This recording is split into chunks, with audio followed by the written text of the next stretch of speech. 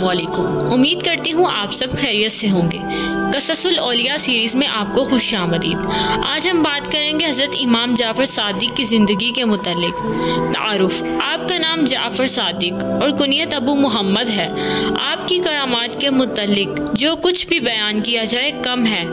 आप सिर्फ उम्मत मोहम्मदी के लिए बादशाह और रोशन दलील ही नहीं बल्कि औलिया कराम के बाग का फल और सही मायनों में वारिस नबी भी हैं। हालात: आपका दर्जा सहाबा कराम के बाद आता है, मगर अहले बैत में शामिल होने की वजह से आपसे बहुत सी रवायात भी मरवी हैं। मुझे उन लोगों के मुतल्लिक सुनकर हैरत होती है जो लोग कहते हैं कि अहले सुन्नत इमाम जाफ़र सादिक से बुग़्ज़ का इजहार करते हैं, जबकि अल्लाह ताला और उसके रसूल पर ईमान लाने के बाद रसूल पाक सल्लल्लाहु अलैहि वसल्लम की औलाद से मोहब्बत भी ईमान का एक हिस्सा है। सही मानों में उसी को सुन्नी कहा जाता है जो हुजूर सल्लल्लाहु अलैहि वसल्लम से रिश्ता रखने वालों में से किसी की भी फजीलत का मुनकिर ना हो। इमाम जाफ़र सादिक की अज़मत: खलीफा मंसूर ने एक शब अपने बेटों को हुक्म दिया कि इमाम जाफ़र सादिक को मेरे रूबरू पेश करो ताकि मैं उसे कत्ल कर सकूं। वज़ीर ने अर्ज़ किया, जो शख्स दुनिया को छोड़कर अज़लत नशीन हो गया हो उसे कत्ल करना मसलहत नहीं है। लेकिन खलीफा ने गज़बनाक होकर कहा कि मेरे हुक्म की तामील तुम पर लाजिम है। चनाचा वज़ीर मजबूर होकर इमाम जाफ़र सादिक को लेने चला गया तो मंसूर ने गुलामों को हिदायत कर दी कि जिस वक्त मैं अपने सर से ताज उतारूं तो उसी वक्त आपको कत्ल कर दिया जाए। मगर जिस वक्त आप तशरीफ़ लाए तो आपकी अज़मत और जलाल ने खलीफा को इस कदर मुतासिर किया कि वो बेकरार होकर आपके इस्तकबाल के लिए खड़ा हो गया और ना सिर्फ आपको सदर मुकाम पर बिठाया बल्कि आपके सामने मौदेबाना अंदाज में बैठकर आपसे आपकी हाजत और ज़रूरत के मुतल्लिक दरियाफ्त करने लगा। आपने फरमाया कि मेरी सबसे अहम हाजत और ज़रूरत यह है कि दोबारा कभी मुझे दरबार में तलब न किया जाए ताकि मेरी इबादत और रियासत में खलल वाक़या ना हो। चनाचा मंसूर ने वादा करके इज़्ज़त और एहतराम के साथ आपको रुखसत किया, लेकिन आपके दबदबे का उस पर ऐसा असर हुआ कि वो 3 शब तक बेहोश हो गया। लेकिन बाज़ रवायात में है कि 3 नमाजों के कज़ा होने तक गशी तारी रही। बहरहाल खलीफा की ये हालत देखकर वज़ीर और ग़ुलाम हैरान हो गए और खलीफा से जब उसके हाल के बारे में दरियाफ्त किया गया तो उसने बताया कि जिस वक्त इमाम जाफ़र सादिक मेरे पास तशरीफ़ लाए तो उनके साथ बहुत बड़ा अजदहा था जो अपने जबड़ों के दरमियान पूरे चबूतरे को घेरे में ले सकता था और अपनी ज़ुबान में मुझसे कह रहा था कि अगर तूने गुस्ताखी की तो तुझे चबूतरे समेत निगल जाऊंगा। चनाचा उसकी दहशत मुझ पर तारी हो गई और मैंने आपसे माफ़ी मांग ली। निजात अमल पर मौकूफ़ है, नसब पर नहीं। एक मरतबा हज़रत दाऊद ताई ने अर्ज़ होकर इमाम जाफ़र सादिक से अर्ज़ किया कि चूँकि आप अहले बैत में से हैं इसलिए मुझको कोई नसीहत फरमाइए, लेकिन आप खामोश रहे। मगर जब दोबारा हज़रत दाऊद ताई ने अर्ज़ किया कि अहले बैत होने के एतबार से अल्लाह ने आपको जो फजीलत बख्शी है उस लिहाज से आपका नसीहत करना ज़रूरी है। ये सुनकर आपने फरमाया, मुझे यही तो खौफ लगा हुआ है कि क़यामत के दिन मेरे जद्दे आला हाथ पकड़ कर मुझसे ये सवाल ना कर बैठे कि तूने खुद मेरी इत्बा क्यों नहीं की, क्योंकि निजात का ताल्लुक नसब से नहीं बल्कि अमाले सालिहा पर मौकूफ़ है। ये सुनकर दाऊद ताई को बहुत इबरत हुई और अल्लाह से अर्ज़ किया कि जब अहले बैत पर खौफ के गलबे का ये आलम है तो मैं किस गिनती में आता हूँ और किस चीज़ पर फ़ख्र कर सकता हूँ। निफाक से नफ़रत: जब आप तारिक दुनिया हो गए तो हज़रत सुफियान सौरी ने हाजिर खिदमत होकर कहा कि मखलूक आपके तारिक दुनिया होने की वजह से आपके फ़यूज़ आला से महरूम हो गई है।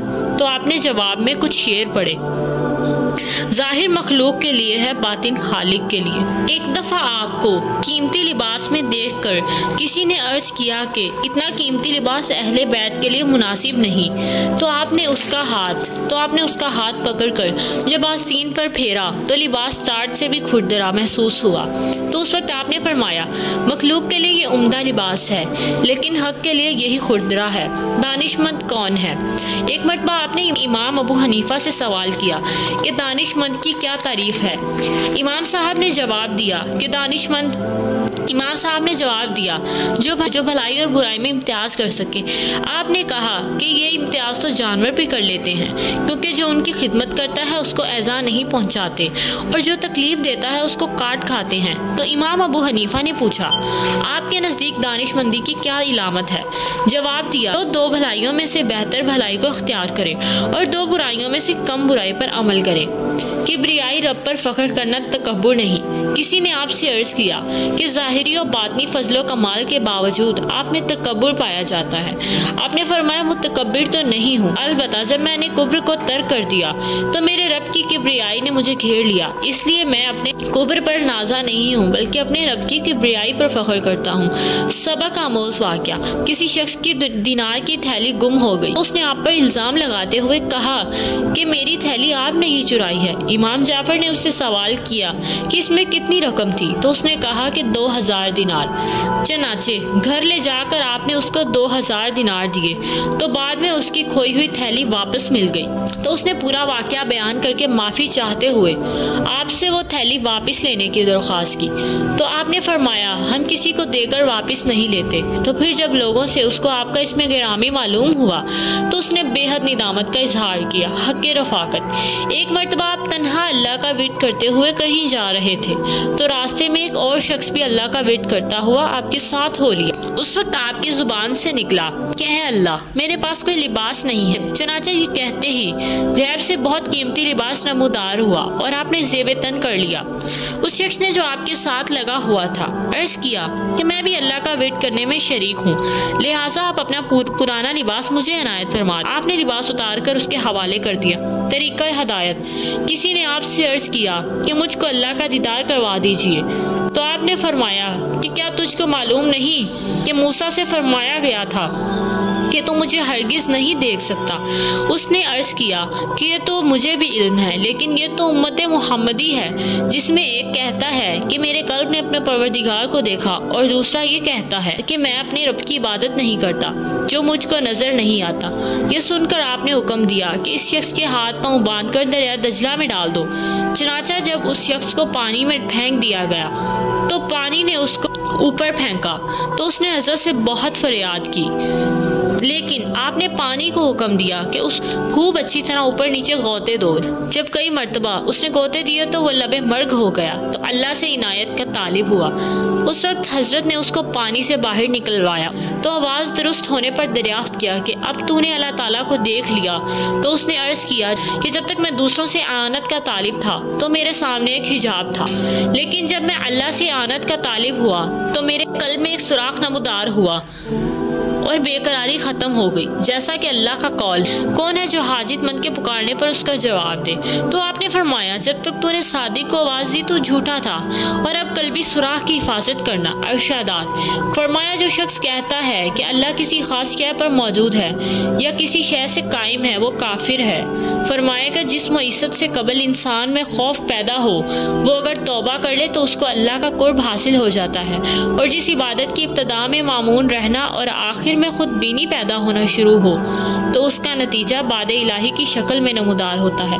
और जो शख्स इबादत पर फ़ख्र करे वो गुनाहगार है, और जो मईसत पर इजहार नदामत करे वो फर्मा बरदार है। किसी ने आपसे सवाल किया कि सब्र करने वाले दरवेश और तकब्बुर करने वाले मालदार में से आपके नज़दीक कौन अफजल है? तो आपने फरमाया कि सब्र करने वाले दरवेश को इसलिए फजीलत हासिल है कि मालदार को हमा वक्त अपने माल का तसव्वुर रहता है और दरवेश को सिर्फ अल्लाह का ख्याल, जैसा कि अल्लाह का कौल है, तौबा करने वाले ही इबादत गुजार। आपने फरमाया, जिक्र इलाही की तारीफ ये है कि जिसमें मशगूल होने के बाद आदमी दुनिया की हर शय को भूल जाए, क्योंकि अल्लाह की ज़ात हर शय का नेमुल बदल है। आपका कौल है, अल्लाह जिसको चाहता है अपनी रहमत से खास कर लेता है। फरमाया कि मोमिन की तारीफ ये है कि जो अपने मौला की अताअत में हमतन गौश रहे।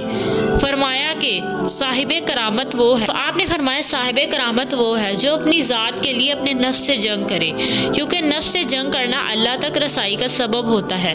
फरमाया कि औसाफ़े मकबूलियत जिससे एक वसफ़ इल्हाम भी है, जो लोग दलाइल से इल्हाम को बेबुनियाद करार देते हैं वो बददीन है। फरमाया कि अल्लाह अपने बंदे में से उससे भी ज़्यादा पोशीदा है जितना रात की तारीकी में स्याह पत्थर पर चूंटी रेंगती है। फरमाया इश्क़ इलाही तो अच्छा है ना बुरा। फरमाया कि 5 लोगों की मोहब्बत से इज्तनाब करना चाहिए। अव्वल झूठे से, क्योंकि उसकी सोहबत फरेब में मुब्तला कर देती है। दोम बेवकूफ़ से, सोम बुज़दिल से, चहारम कंजूस से और पंजम फासिक से। फरमाया कि अल्लाह ने दुनिया में ही फिरदौस जहन्नुम का नमूना पेश कर दिया है, क्योंकि आसाइश जन्नत है और तकलीफ जहन्नुम, और जन्नत का सिर्फ वही हकदार है जो अपने तमाम अमूर अल्लाह के सुपुर्द करे। दोज़ख उसी का मकसद है जो अपने अमूर को नफ्स के हवाले करे। माया कि अगर औलिया की सोहबत से दुश्मन को ज़रर पहुँचता तो फ़िरौन से आसिया को पहुँचता, और अगर औलिया की सोहबत दुश्मन के लिए फ़ायदा मंद होती तो पहले हज़रत नूह की अज़वाज को फ़ायदा हासिल होता।